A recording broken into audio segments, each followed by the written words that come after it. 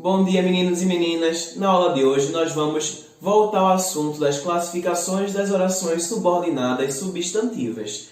Vamos recapitular o que nós vimos na aula passada. Na aula passada nós vimos os três primeiros tipos.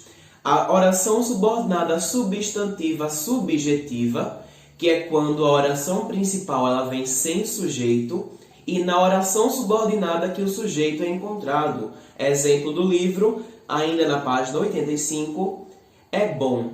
É bom o quê? Quem é que está falando isso? Quem é o sujeito? Na oração principal não tem. Aí nós temos a segunda, que todos se mantenham informados.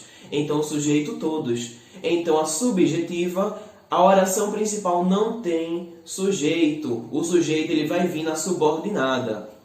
Próxima. Objetiva direta. Funciona como objeto direto. E o objeto direto é aquele complemento que vem sem a preposição. Observe um exemplo. Constatamos. Quem constatou? O sujeito é desinencial. Ele está, sim, na primeira oração.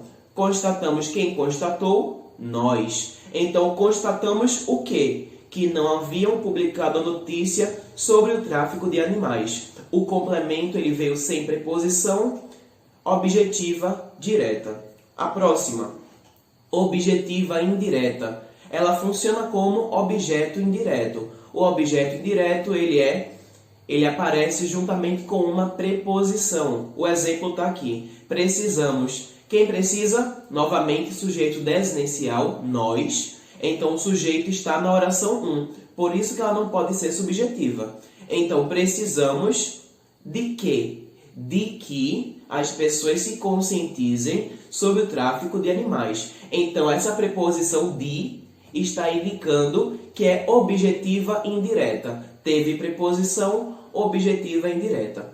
Nós recapitulamos as três que nós vimos na aula passada. Vamos adiante no assunto. A próxima é completiva nominal. Como o próprio nome já diz, funciona como complemento nominal, completa a ideia do nome. Observem, os pesquisadores tinham interesse, e o restante, em descobrir as espécies ameaçadas. Completiva nominal funciona como complemento nominal. A oração ela vai estar completando o sentido do nome da primeira oração.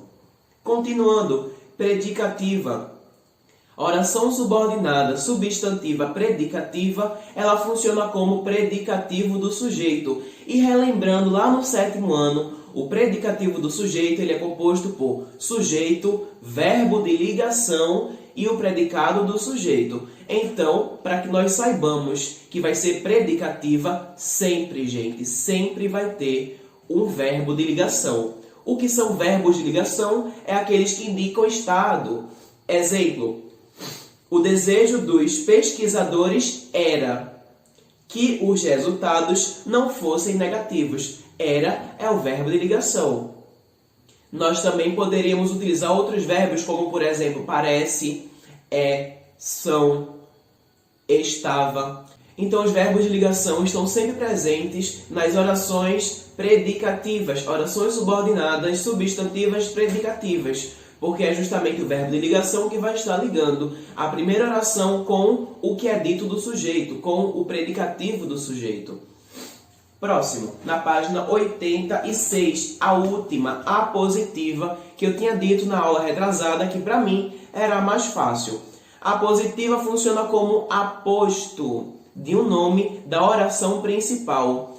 Professor, por que ela é a mais fácil? Porque geralmente ela vem entre dois pontos, ou entre vírgulas, ou entre pontos e vírgulas. A pontuação ela de cara dá a resposta para você. Exemplo, o diretor da ONG pediu o seguinte, dois pontos, que todos se empenhassem na luta. Os dois pontos está indicando o quê? Um aposto. Então, a oração subordinada substantiva apositiva, ela funciona como aposto e sempre vai vir com ou dois pontos, ou entre vírgulas, ou entre ponto e vírgula.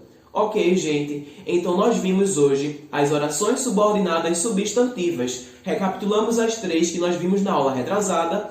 Hoje vimos mais três e eu estou passando para vocês uma atividade. Então, anotem as páginas. página 94 e página 95, ok? Então, na próxima aula haverá correção. Qualquer dúvida, manda um comentário particular. Tchau, tchau e até a próxima aula.